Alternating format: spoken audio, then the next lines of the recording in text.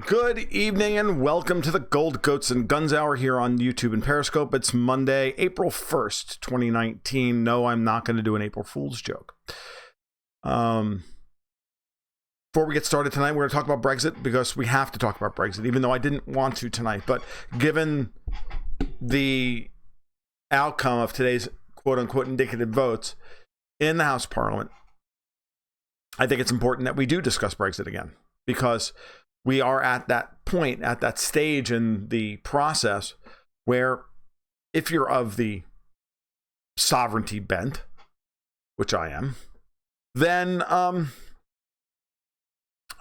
then today was a pretty good day.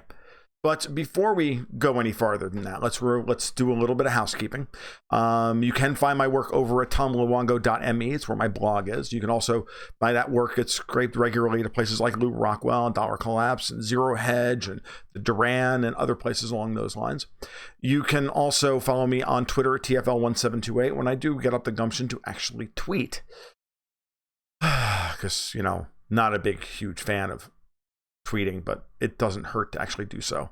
Got a lot of good friends on Twitter, so some of whom are here tonight or will be here tonight before we get finished. You can also support my work over at Patreon at patreon.com/goldgoatsandguns, where you can sign up for the Gold Goats and Guns investment newsletter, which is a 10 to 11 page affair that I try and lay out some unique perspectives on what's happening in geopolitics on top of all the stuff that I do on a regular basis, as well as give out portfolio strategy and stock picks for how I think you should try and play the growing financial crisis that's sitting on our doorstep. So as we discuss all of these issues, understand that that's what's going on in the background of my head. That's what's happening every day as we do this. So if you like what you hear tonight, please give a like and subscribe down below. Let's try and get this channel up to 10, 20,000 people. That would be an unbelievable vote of confidence and quite humbling. So with that said, let's get started. And to get started, I need coffee. Excuse me. All right. So what happened today? So today we had Parliament come back after a weekend of what could have easily been a very, very tumultuous weekend after Friday's debacle, where 170 Tory MPs wrote a letter to Prime Minister Theresa May saying, you need to prepare for a no-deal Brexit. You need to put it back on the table. You need to be cognizant of the fact that that is the most likely outcome at this point. Prepare for it and start making the argument for it.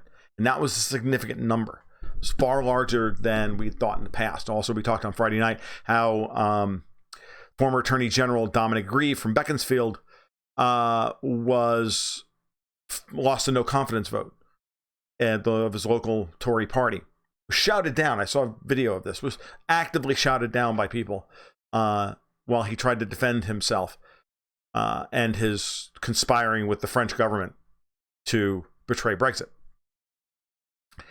And we're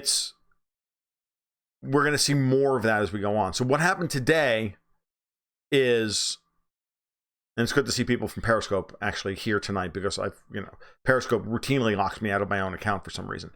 What we had today was a session of Parliament where, again, Oliver Letwin put forward a motion for the Parliament to take control of the order paper, take control of the business today. There were 8 amendments that were proposed, and only 4 of them made it to the session of session of Parliament. All 4 of them were various versions of Remain. I'm going to go over them one by one, and they all failed. And that's what's so important in all of this, is that they all failed. So there were 4 motions. Motion C was Ken Clark's, which was that whatever the United Kingdom agreed to, whatever withdrawal agreement, treaty it signs with the EU, that a full membership in the customs union would result. That failed by 3 votes. It failed by 6 votes last week and failed by 3 votes this time. And I keep noticing how the number of people voting keeps dropping. Not in that particular one, but as we go down here, as we go down the market, as we go down the list. Common Market 2.0, which was put forward by Conservatives and Labour as a cross-party arrangement to have the UK remain in the European Free Trade Association and the European Economic Area, similar to Norway and similar to Norway and Switzerland and others. Problem is, it wasn't just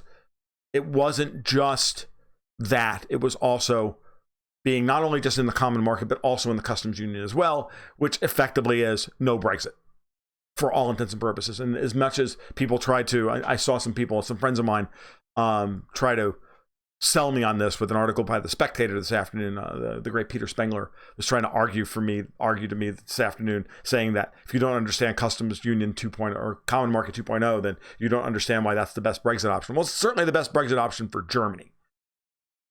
And it's not, and necessarily, possibly even in the short term, for everybody. Because the financial markets are worried about a no-deal Brexit. And they should be. Because, well, we're going to get into that in just a couple minutes.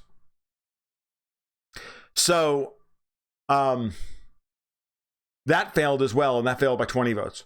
Failed by 21 votes. It failed by something like 100 votes or 95 votes on last Wednesday.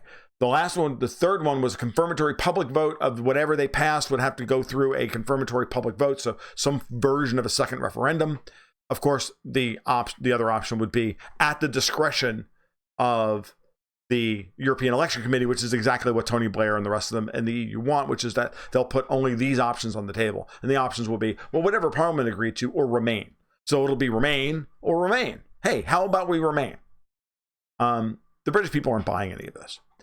And the last thing was the most complicated and the most dangerous one, and that was motion G of parliamentary supremacy, put forth by Joanna Cherry. And this is the important one. This is the one that says, and Dominic Grieve, gotta love this guy, that whatever they did, they would seek an extension. And if that's not possible, then the Parliament would choose either no deal or revoking Article 50. It's actually more pernicious than that. I'm reading off of Mike Shutterlock's post from this afternoon after this went through. I actually read the motion. The motion was actually designed in every way to ensure that it would take no deal off the table at every stage of the process.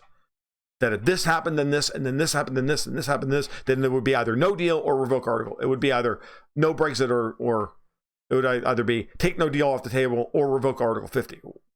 Well, that's not a choice. That's remain or remain. And again, it's yet another Hobson's choice of you can remain or you can remain. Oh, would you like to remain? Because you can remain if you really want to remain. But if you don't want to remain, you get to remain anyway. Because all we have on the menu tonight is remain. So pick from columns A, B, C, and D, but they all come down to remain.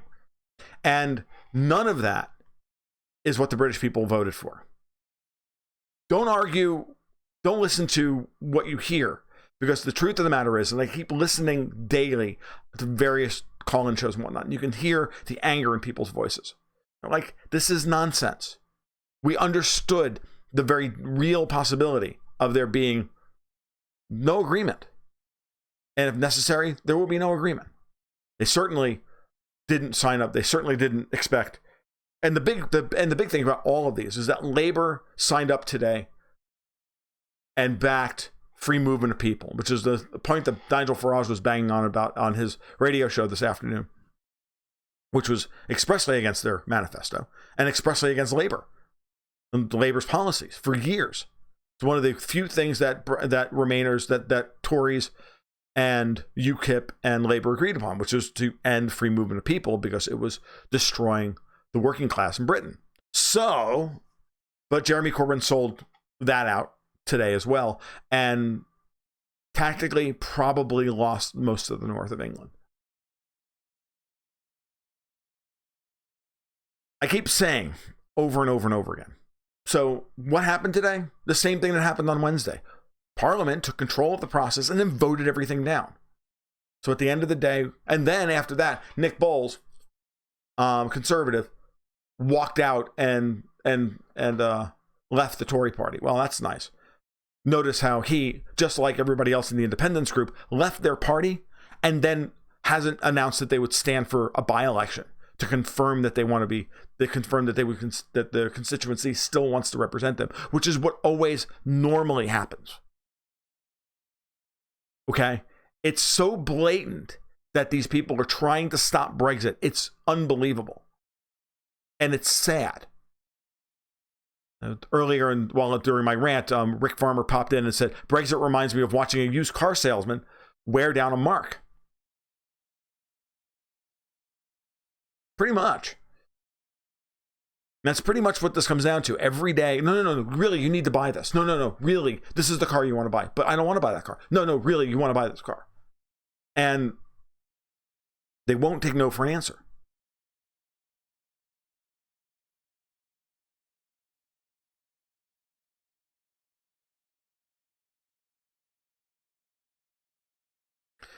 So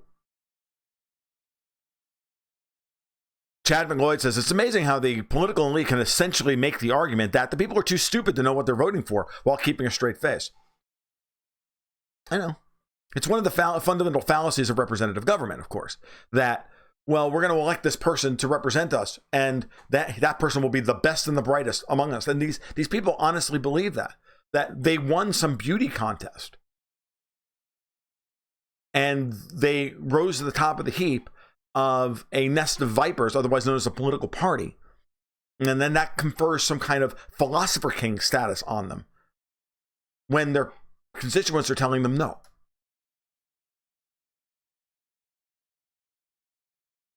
Why do they bother keeping up with the charade anymore if they know better than the citizenry? The reason, Edward Abbey, is as follows. Because what they're trying to do, while they point fingers at everybody else, like Labour consistently and Scottish National Party consistently point fingers at the Tories, saying they're putting party before country, they're putting party before the people, and all of this stuff. And it's nonsense. They're the ones doing that. They're the ones who are moving back, or going back on their manifesto. We're going back on what they voted for, most of them. And then a certain number of Tory Remainers are doing the exact same thing. And they're getting deselected left and right, or getting votes of no confidence thrown against them left and right.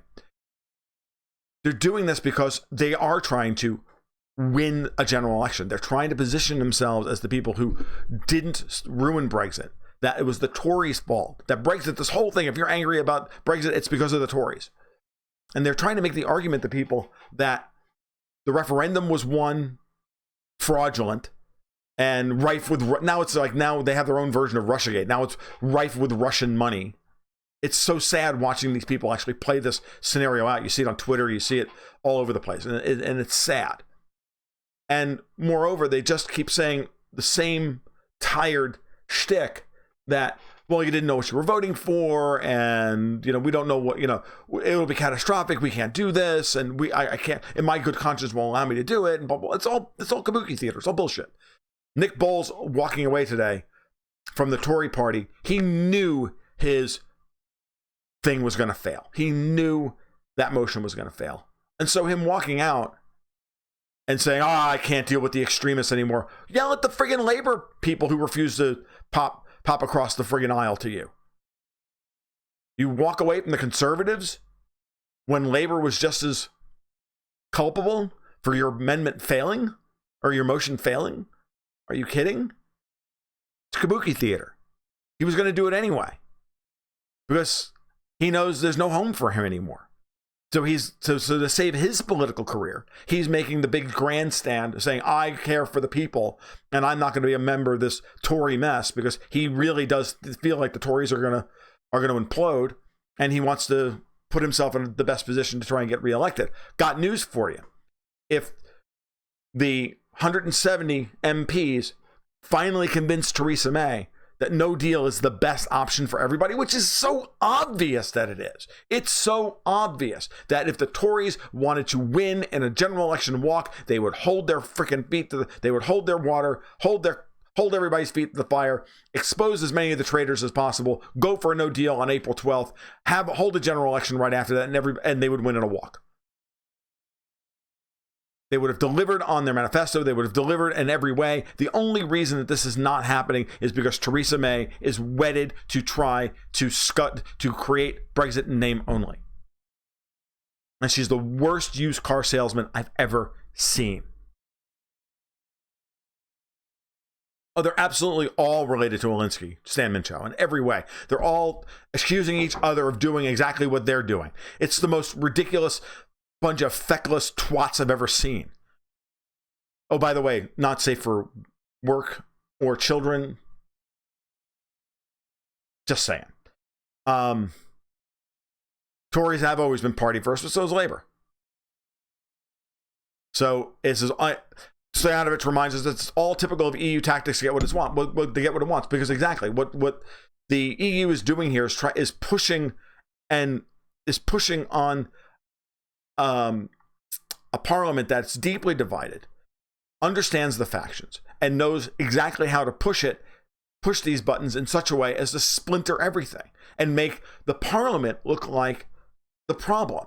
Parliament's not the problem. Well, I mean, it is the problem, but ultimately, at the end of the day, it's the EU that refuses in any way to negotiate, because if they do, they're done. Italy stands behind them, Poland stands behind them, Hungary stands behind them, and then you've got Spain and Portugal and Greece and the rest of them. If Greece ever were to throw Tsipras out of office over there, the Greeks would want to Brexit again.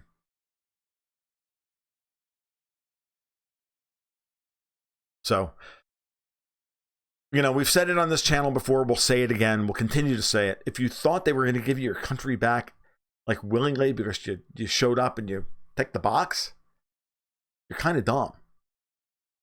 And 17.4 million Brits are finding that out right now. You're kind of dumb if you think that, well, we voted. The worst part about all this is listening to the most mendacious and duplicitous shit I've ever seen. To listen to these people say, well, we don't know. Well, 3 years ago, we didn't know what we were voting for. So now we need to do it again because people might have changed their minds. You never actually implemented the original referendum to find out whether people like living under this new arrangement without the EU or not. All you've done is kick the can down the road for 3 years and then said, hey, let's do this again. That's nonsense. That's dishonest in the extreme.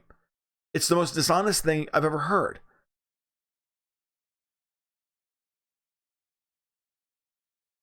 So,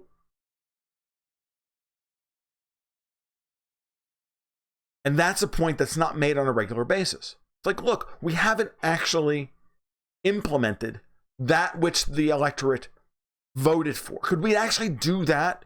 Try it out for a little bit? And if we can't come into an arrangement as to what we should do, well, then we'll deal with WTO terms. Everybody will have to suck it up for a little bit, and we'll figure it out, and we'll come back 4, 5, 6 years from now, and we'll try again. And if you feel that strongly about it, we'll do it again. Or 10 years from now, we'll do it again. What they're worried about, of course, is that the UK could thrive under this scenario. And that the EU would actually be harmed by this scenario, which of course it would be.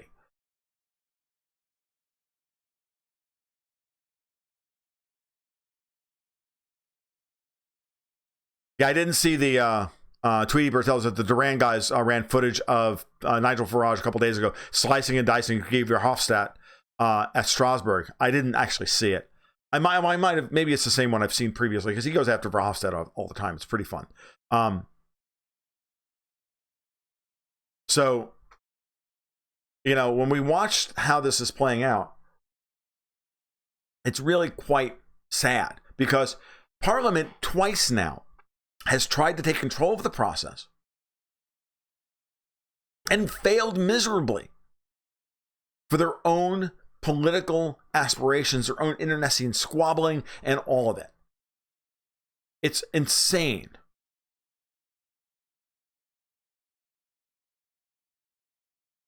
It's insane. And it just shows you how deeply flawed the process is to try and scuttle Brexit. It's actually a very bad process. They're not winning here because they're going to get to April 12th and they're not going to have a process. They're not going to have any kind of, they're not going to have any options. And if she goes for a fourth vote, I don't see how she can blackmail. I don't see, Parliament's so angry with her right now. I don't see how she shows up with her withdrawal agreement a fourth time and them voting for it. out of pure meanness, out of pure spite, I would just look at her and say, no. And if you've already got 170 Tories hardlining it, if you've got Tories going back on the, there was one Tory, I can't remember his name now this morning, came in and said, I made a huge mistake on Friday voting for this deal. It was an absolutely terrible mistake. And he apologized to the Democratic Unionist Party. He apologized to his colleagues, to his colleagues. He apologized to the ERG. He apologized to everybody, saying, this is terrible. What we're being asked to do is wrong. This deal is rotten. It's bad for Britain. It's not the right thing to do. It is our job in every way. It is our job to now deliver a no-deal Brexit. It was beautiful.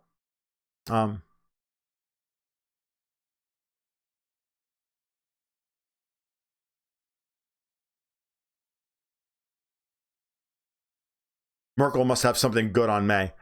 I don't know. I don't know that that's true or not. I think that Theresa, I stand by my thought here that my defense of them, and my defense of them is similar to my defense of Ben Bernanke. Right? I think we've talked about this in the past. Then my most generous read of Ben Bernanke, and I had to do this when I first started writing for Newsmax. I couldn't just come out and say Bernanke was a fuckwit and a globalist, and he bailed out everybody, and he bailed out all his banker friends. I said, no, you could read it as he was abjectly scared of the consequences of not coming in and trying to bail out the world's financial system. That he stared into the abyss, and he was so scared by it, he had to do something. He had to do something, anything, to get it done. And so he did. And he knew it was wrong, but he did it anyway. And part of me honestly believes that there may be a part of Theresa May that believes that, sincerely. That this is really a game of blackmail, that the EU is blackmailing the British Prime Minister with, look, if you don't put the softest Brexit imaginable on the table, we in the EU are going to, have a tremendously bad time after this. The consequences are going to be catastrophic on the financial markets. It's going to blow back onto Europe. And if we go down, we're taking you with us as best we can. Don't put that beyond Merkel. Of course she would put that on the table. And part of me really does believe that that's part of what Theresa May's calculus is for all of this. Why she won't let this go. Because this is the only way in her mind, and this is one version of Theresa May. In her mind, this is one way of ensuring the least bad outcome from this process in the short term. I don't agree with that, but that's me.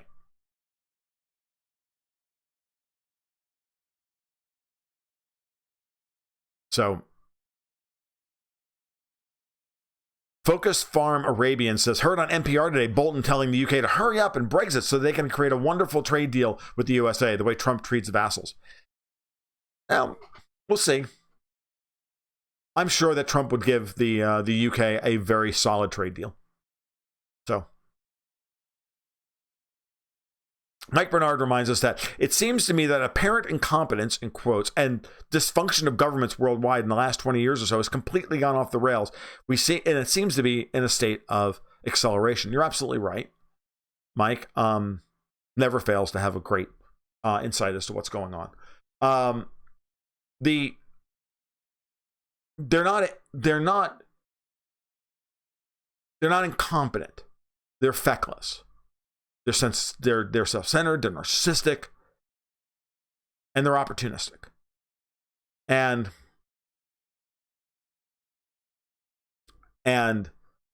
when you realize that that's what drives all of this, it's certainly what's driving Brexit.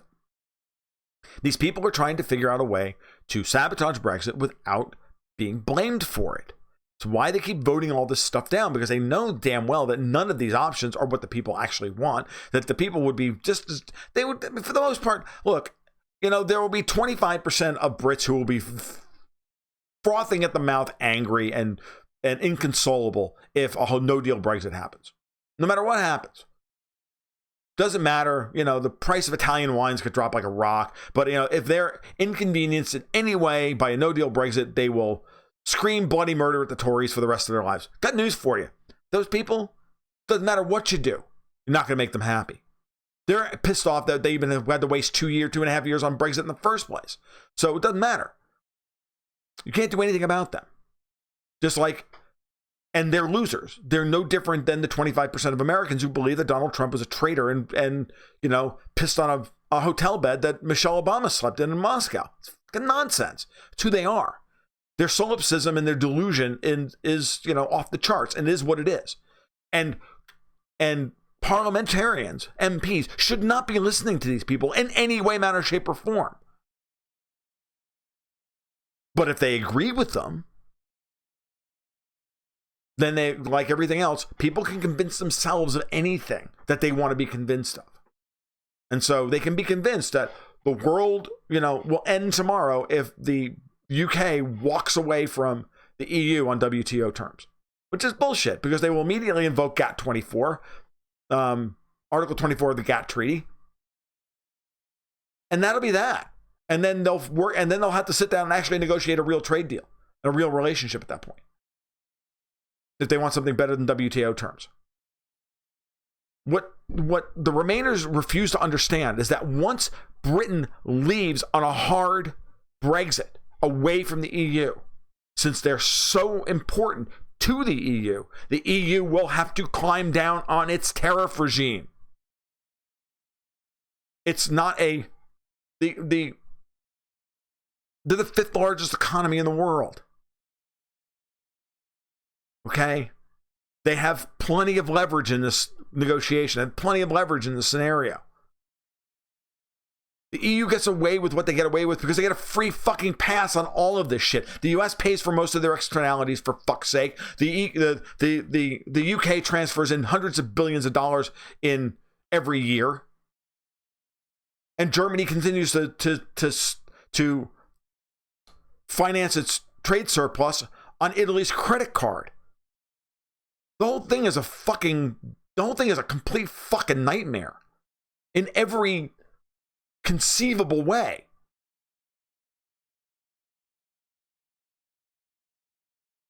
And so all the Brits have to do here is they have to just, if they leave, at that point, it's the market is telling them your current tariff and trade regime sucks and we don't like it and we want better terms. That's the purpose of Brexit. That's what it said. Membership in your club is too fucking expensive. We don't like it and we want out. Period. Well, you can't have a relationship with us without it. Bullshit. Fuck you, you English Marxist twats. You European twats. Fuck you. No. We want out. Unfortunately, 2/3 of fucking parliament thinks they're the greatest thing since sliced bread. No. Of course May is on the German team. She's been on the German team from the beginning. If a no-deal Brexit were to actually occur, says Chad McLeod, how would that affect trade between the US and the UK? Better, worse, the same, unknown? It'll be better. The UK is trapped within the EU tariff regime, which Trump hates and is desperately trying to renegotiate. Okay? The pound would drop by 15%. It's ridiculously overvalued because of the UK's relationship with the EU.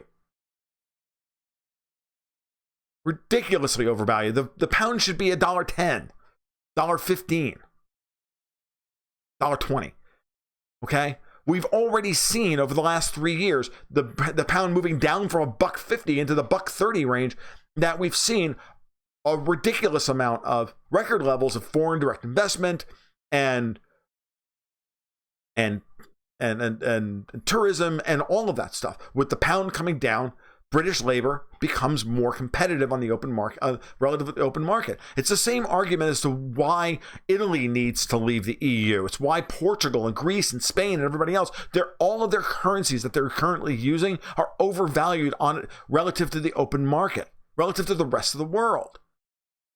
So the price of Italian labor relative to the currency that they can trade is too fucking high. 15%, 10, 12, 15% drop in the pound would see American money flow into Britain in a way that we haven't seen since the end of World War II under the Marshall Plan.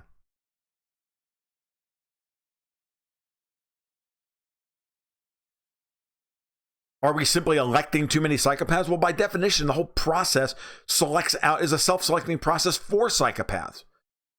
That's what politics attracts. By definition, it attracts sociopaths, psychopaths, and people with the lust to rule. By definition. Rocket Man, you're asking an obvious question. Like, how about this? So Rocket Man asks, what's up with the Tory party being filled with so many Ramoner traitors? How about this? What's up with the GOP being filled with so many neocon leftists?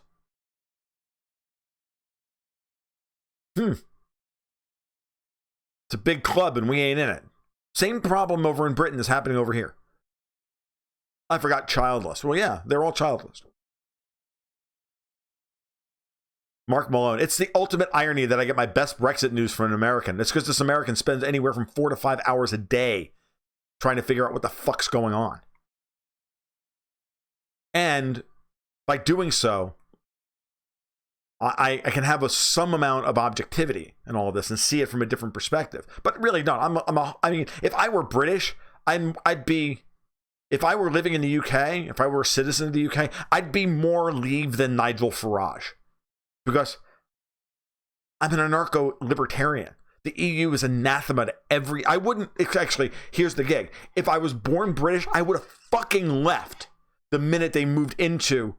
I would have renounced my UK citizenship. I would have left. There's no fucking way I would be an EU citizen. It's bad enough being an American today with my political and philosophical position.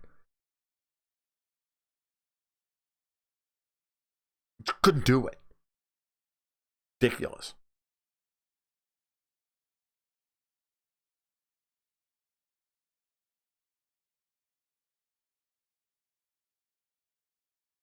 Deutsche Bank will implode when Brexit takes place, Mark Bogosian says. Mean it hasn't already? I don't mean to be flip, but if Deutsche Bank can implode further, but no, I'm not making fun of it. Mark's a professional, and so he's right.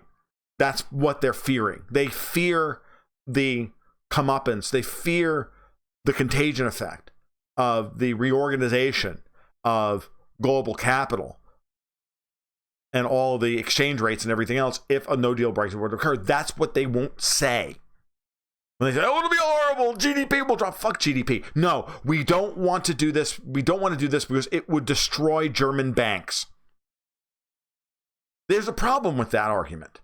You know what the problem is? Most Brits will be like, yeah, fuck it. Fuck yeah. I don't give a shit. Even the Scots would be like, yeah, fuck the Germans. I mean, that's the problem here. The whole concept of a united Europe, that we're all Europeans now, is this bullshit. It's complete bullshit. Honestly, it's like saying we're all Americans. Okay? I got news for you. I grew up in New York. I moved to north central Florida. Okay? Pretty much an island of the University of Florida in a sea of rednecks. Can you imagine an 18-year-old more arrogant version of me speaks with a thicker New York accent and comes down there with an attitude of, oh, well, these fucking Southerners, do you have any idea how much I got my ass handed to me, very politely, mind you, by all these Southern people, and how much I had to learn? Yeah, We're not all Americans, by the way. They're still fighting the Civil War down here. And with good reason. I now treat them with unbelievable amounts of respect. Rednecks are some of my favorite people on the planet.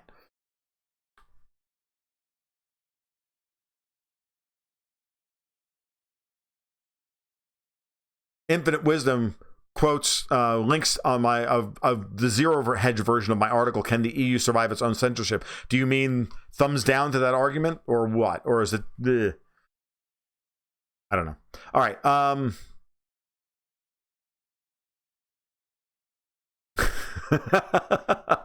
I love the back and forth about what's going on with Deutsche Bank. So Stoyanovich says, hey, I think it'll happen regardless. And the connection's spotty, so I'm sorry. He's like, well, Prigozhin comes back, and this is great. I love this. And imploding is so much more entertaining than just a mere restructuring of Deutsche Bank. I'm like, yeah, it would be.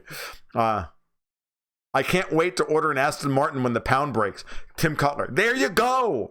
Exactly. Make mine a DBS, thank you very much, but I don't have nearly enough money for that car.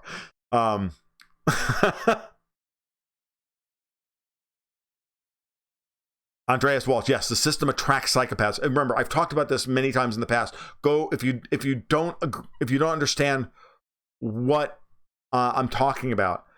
Just go back and read the chapter 10 to The Road to Serfdom. I don't actually recommend you read the rest of the book. Hayek is unbelievably dry. But just certainly chapter 10, Why the Worst Get on Top, is really useful to understanding why systems like why republics and why representative government and why democracy, why these things always fail, why bureaucracies over time become irretrievably corrupt and have to be torn down and rebuilt. It's just the way it is. Fiona Whelan asked, Tom, did you follow the Ukrainian elections? I did a little bit. The coverage was very scant, taking into consideration that Ukraine is of latter days is EU and US State Department baby. That's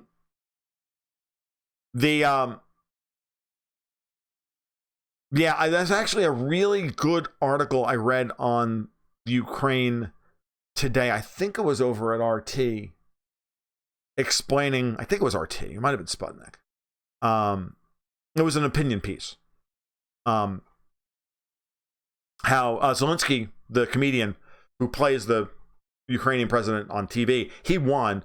Poroshenko, the current president, came in second, and Timoshenko came in third. But the interesting part about it is that Poroshenko apparently disenfranchised the Ukrainian diaspora living in Russia. And had that been the case, Poroshenko probably would have come in third, I don't remember the guy's name, but he would have come in second. And he was campaigning on, because he got like 11% of the vote anyway. He would have come in second, been in the runoff, and he was campaigning on on better ties with Russia and ending the conflict in the Donbass. So that would have been really good, but didn't happen. Tom couldn't hang in Polk. That's not true, James. I've been to Polk County. It's in Polk County that I fully embraced my redneckism. At a bar in Polk County while working with some stack testers. No lie, dude. Seriously. It's like the only time I've been to Polk, other than drive through Polk County.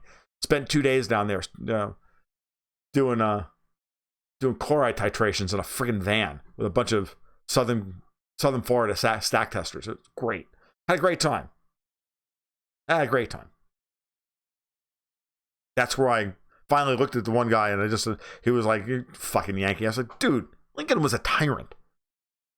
And I started to do my Lincoln as a tyrant speech, and he just looked at me and he just bought me a fucking beer at that point, and we were done. and we were best mates after that.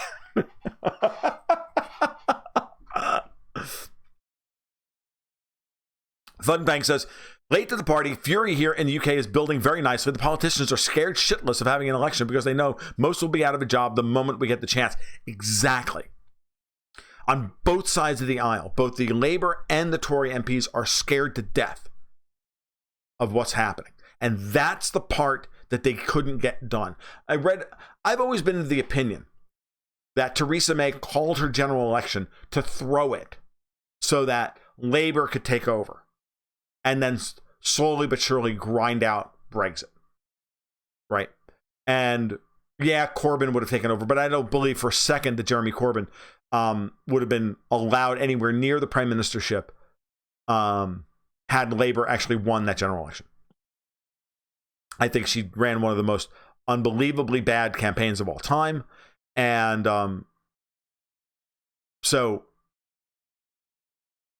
you know, that's what I think. But I read a really great alternate view of this the other day, which is that the guy made the argument. It's a very good argument, as a matter of fact. And I'm surprised that, and I'm not surprised, but kind of sad I hadn't thought of it, which is the following. That Theresa May and Merkel cooked up this withdrawal agreement well before the general election. And that the purpose of the general election was to get her, May, a bigger majority of Tories so that she could overcome the ERG and get this thing passed. That was the goal. That was the plan, and that plan failed. And then from here on out, they've just been scrambling to try and figure out a way to get this deal through and dress them, put lipstick on this pig before they, and try and get this thing through. And this is why they're in the state that they're in now. That's a very good argument as to what's happened. Well, I'm sure we'll never know.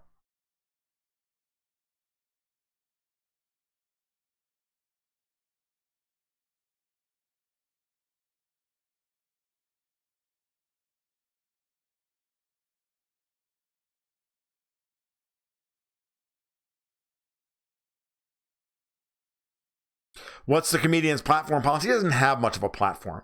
I think he was just we're voting for the guy who's not one of the corrupt oligarchs we were told that we were after the Maidan, we were going to get, something different. And we got Timoshenko and Poroshenko.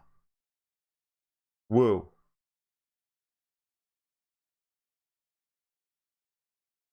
And I honestly think that this guy,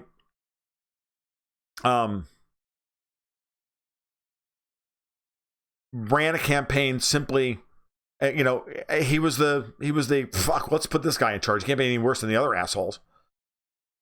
In effect, Trump.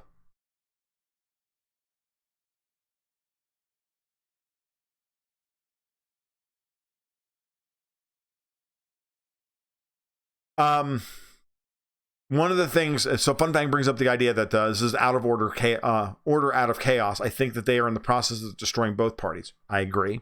I think that part of the plan has been to put the pressure on both the Tories and Labour and scare them to death of that destruction to get this deal through, and then watch the British Parliament and British governance just collapse into a morass of internecine infighting.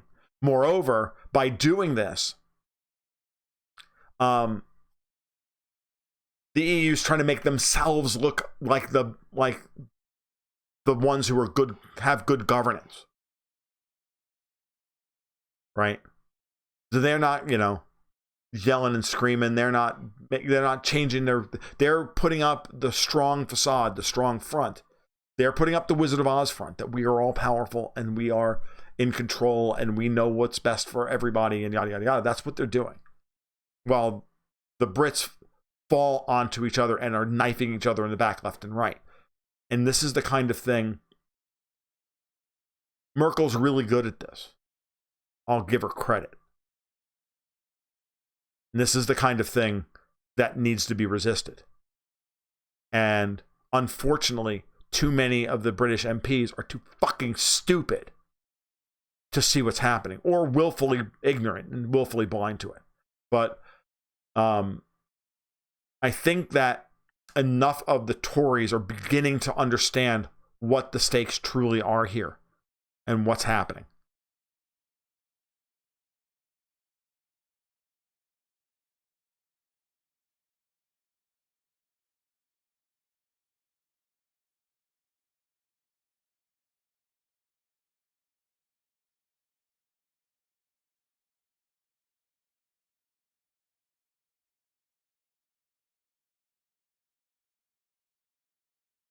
All right.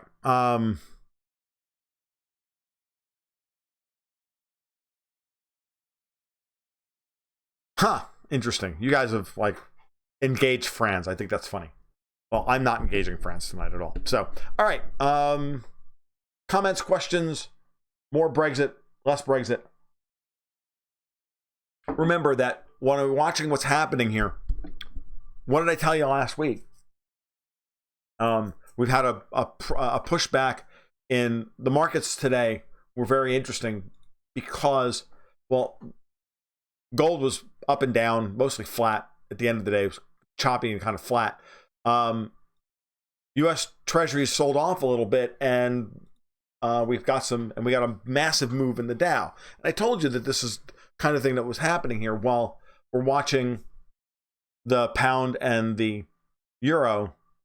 Like they're trying to hold the pound and the euro together tonight. I think it's really funny, but slowly but surely the euro just keeps collapsing every day, pushing down lower and lower towards $1.11.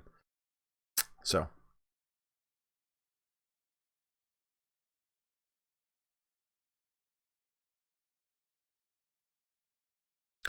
Sumit just telling us that we will see a seat change in the House of Commons seats in England and Wales, as we saw in Scotland right after the Indie referendum in 2014, if we have a snap election in the next 12 months. I agree.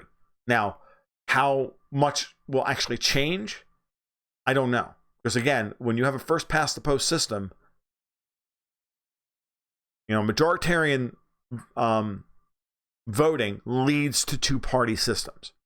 Why they need election reform in the UK. It's obvious that they have 6 or 7 different parties that need to be represented more better than just Tory, Labour, Republican, Democrat. Same thing here in the United States, to be honest with you. But the majoritarian system is an excellent form of control because it's easier to control one group of people.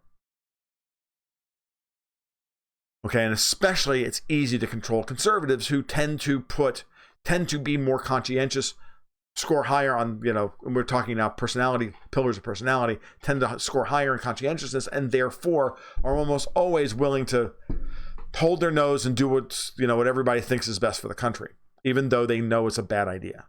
And they'll just make it work. Whereas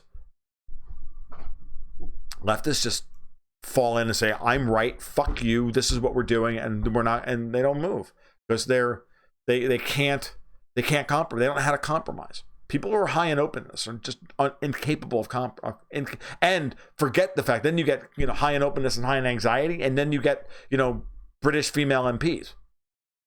It's kind of scary, actually.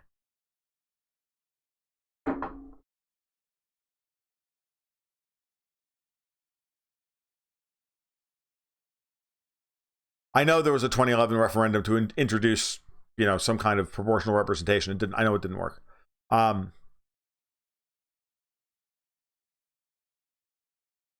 I still think dissolving the Russian and Austrian empires was a crazy idea. I suppose that's not too libertarian. Well, yeah, I'm not gonna. At the end of the day, I think that I'm not gonna. I don't have an opinion on that. Is what I'm trying to say, Andreas. But what I'll say is this. The UK, as it currently stands, is ungovernable. And the best thing for the UK at this point in time is to break up into its various constituencies and let them individually decide whether or not they want to be a part of the European Union or not. Or if they want to be independent countries again.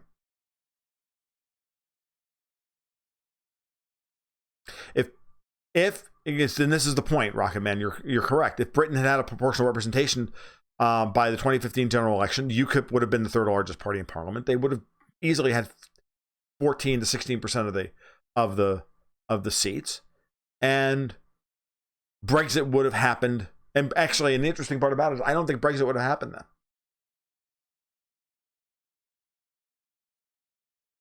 The only reason Brexit happened was because David Cameron was worried about UKIP and was trying to shore up the Tories by trying to bring lapsed Tories who were in UKIP back into the party by promising the candy of Brexit. And it backfired. So, you know, when you listen to Jeremy Corbyn and Yvette Cooper and the rest of Labour argue that this is all just some one big Tory psychodrama, they're in many ways they're right. But they ignore the fact that that's a large portion of the country who voted for this process. It doesn't matter what the genesis of it was. What you're angry about is the result. And as always, what they're arguing about now, what they're trying to do is they're trying to say, see, the arguments about that the Remain has been using is saying, well, the people didn't know what they wanted to vote for in 2016. They didn't know what they were voting for. They didn't realize, it's going to be, they didn't vote for a no-deal Brexit. Well, yeah, they kind of did. No customs union, no single market, no free movement of people. Dude, that's pretty much, you know, the EU's worst nightmare. That's pretty much a hard Brexit. What they're trying to do is they're trying to, as always, conflate specification. Should we or should we not be a member of the European Union? That was the specification. And then there's the implementation. What they're trying to do now is go back and say, well, while they argue about how to implement that specification, leave the EU, now as they argue about it, now what they're trying to do is, well, we can't come to an agreement, so the specification was wrong. No, the specification wasn't wrong. What's the problem is that you refuse to actually implement what the people specified. And again, that's what they should do come hell or high water. They had any sense of honor or any sense of decency, which they don't. But if they did, they would do that. And then go back to the well and start fighting again as to whether or not they want to change that outcome by going back later on and seeing if the electorate changes their mind after 5 or 10 years worth of, they can get the political will up and build the political capital to do it again. I'm not saying that as an anarchist I agree that this is a good process or anything. I think it's a shitty process, but that's my opinion is irrelevant. That's what they should be doing.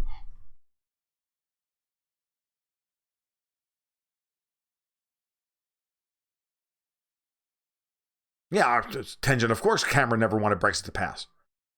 And Cameron's a committed fucking globalist.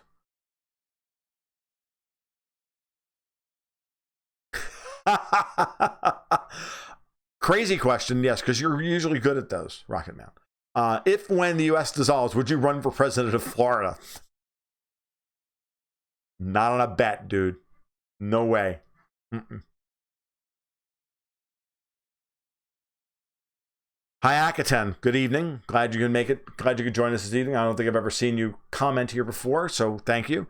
The referendum passed leave. Article 50 was enacted by Parliament. Now they quibble. Exactly. Specification. Should we leave? Yes. Will you, we had a general election to confirm this is what you wanted us to do. Great. It's been confirmed. We got 2 confirmations. Now you're saying we can't have that?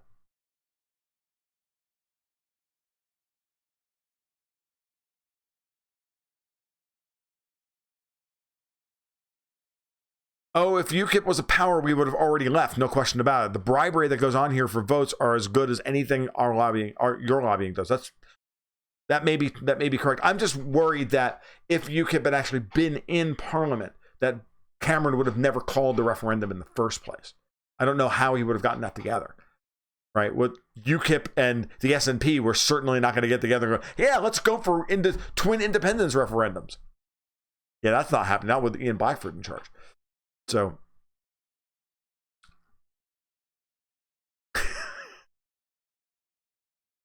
no, the Hayek, they're not respecting the popular vote at all.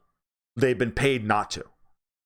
And it's very obvious that in every way, as I've been saying for months now, that this is all about trying to betray Brexit without getting blamed for it. And the problem is now there's such a late date. It's so obvious what they're doing that cat's out of the bag now. We can see them, just like we can see them here in the United States. Remember, I've said before, if Donald Trump does nothing else while he's in office, he's already done like yeoman's work. He's already done a president's worth of work, a presidential term's worth of work in terms of outing the scumbags, as opposed as in even if none of them go to jail. In fact, if none of them do go to jail, it sets up an even bigger repudiation of the political class than we saw in 2016, come 2020 and 2024. And the same thing's going to happen in Britain. If they scuttle Brexit here, the political backlash is going to be epic to a level that the British political class and deep state do not think is possible. Remember, the people here in the United States never thought in a million years Donald Trump could win, and he did. And now that the Democrats have outed themselves as a bunch of corrupt, venal, and incompetent scumbags of the highest order,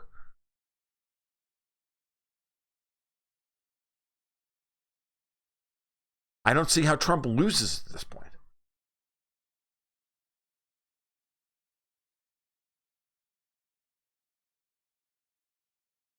Well, I'm glad you're here, Tayakaton. I'm glad you're here. Thank you for showing up. So,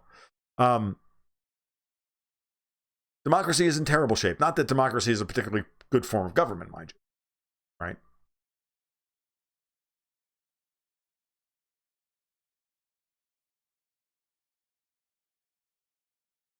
Yeah, I'm just like playing the political calculus. Funfang, she says, or Funfang, I'm not sure if you're man or female, it doesn't really matter. Funfang says, look, that's true. The pressure after the Scotland vote was impossible to ignore. Exactly. And there's this, I mean, if there was 15% UKIP, I mean, the threat's there.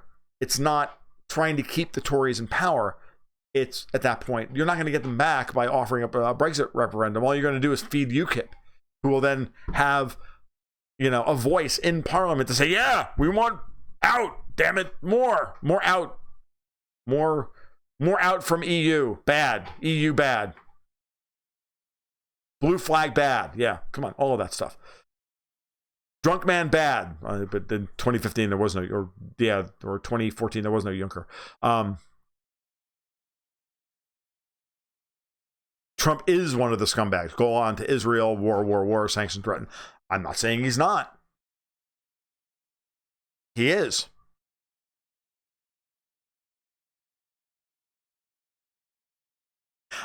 He is. And, the whole thing with the Golan Heights is something I haven't covered yet, and I really need to.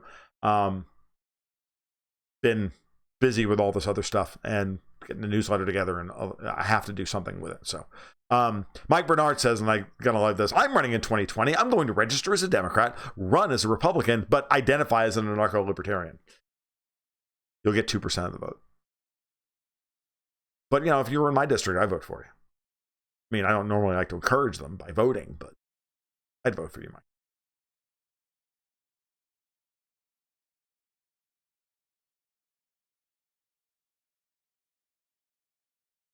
If UKIP was properly represented, you can't use that argument. The Rocket Man says if they were properly represented in Parliament according to 15 results, the Tories would have needed to form a coalition with them. You don't know. You just don't know. You don't know how the rest of the votes would have shaken out. You could have had a hung Parliament. We almost had a hung Parliament in 2017. Because you just don't know. What do you think Brexit will mean for Ireland? I don't. That's. I wish I could answer that with any degree of... I'd be way out over my skis giving you an opinion on what I think would happen in Ireland, because I don't have a good feel for it. I'd like to, but I don't. I know that the last thing anybody wants in Ireland is a hard border between Northern Ireland and the Republic of Ireland. And they've got to try and make that work if they want to try and keep the union together.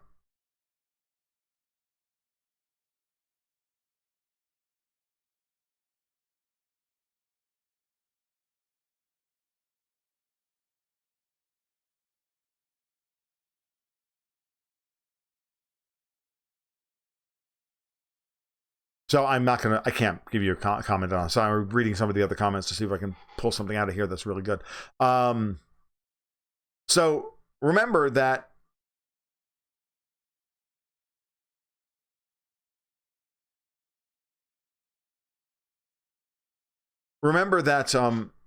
all of this, as we get to the end of this, because the hour's nearly up, so I should probably just start to wind this down.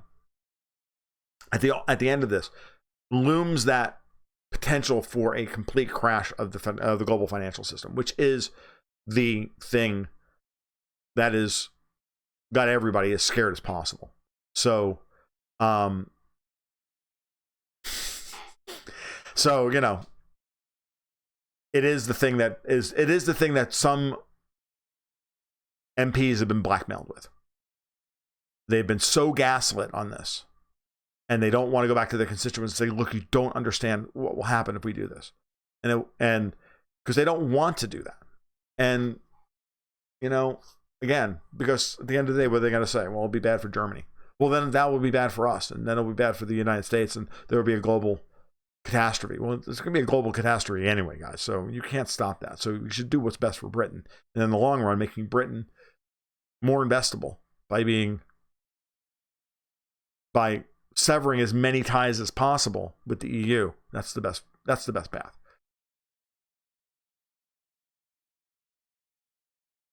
Edward Abbey says that jumping tracks completely, that Tulsi Gabbard will be similar to Obama, but just with more integrity.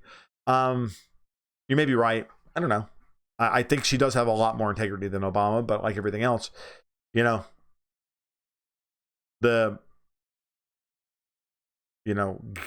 running for office and being in office are two different things. And the United States deep state, as we've discussed here many times, is unbelievably cruel.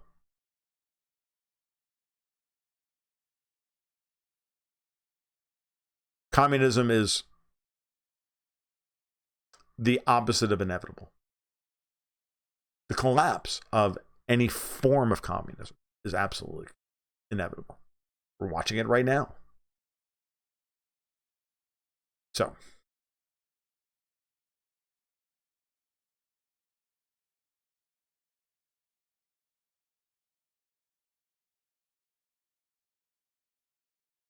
Hi Acton says, yeah, the S&P are going to push even harder for independence if Brexit goes through. I agree. I think that if Brexit goes through on a hard Brexit, you're going to see a breakup of the UK in some way. You're going to see either Scotland go and or Wales. Something's going to happen with Ireland. This is what's going to happen. And, you know, in some ways, again, I say it all the time, I think the United States is ungovernable. Got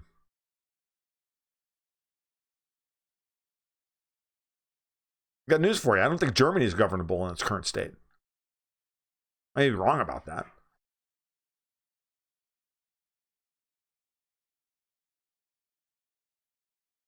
All right, let's I think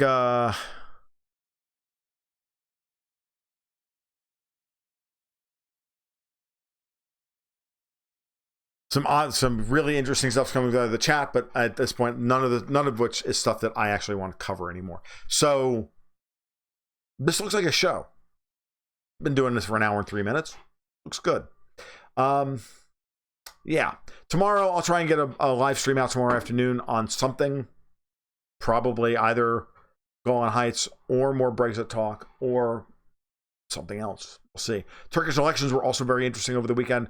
Haven't quite put my thoughts together on that, but I probably will do so tomorrow. So why don't we leave that here and move towards tomorrow?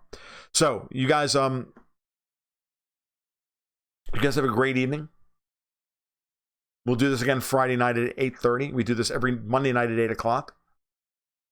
Ad hoc during the week. So if you want to hear more of what I have to say in response to whatever the news of the day is, bang the subscribe button and bang the bell for notifications.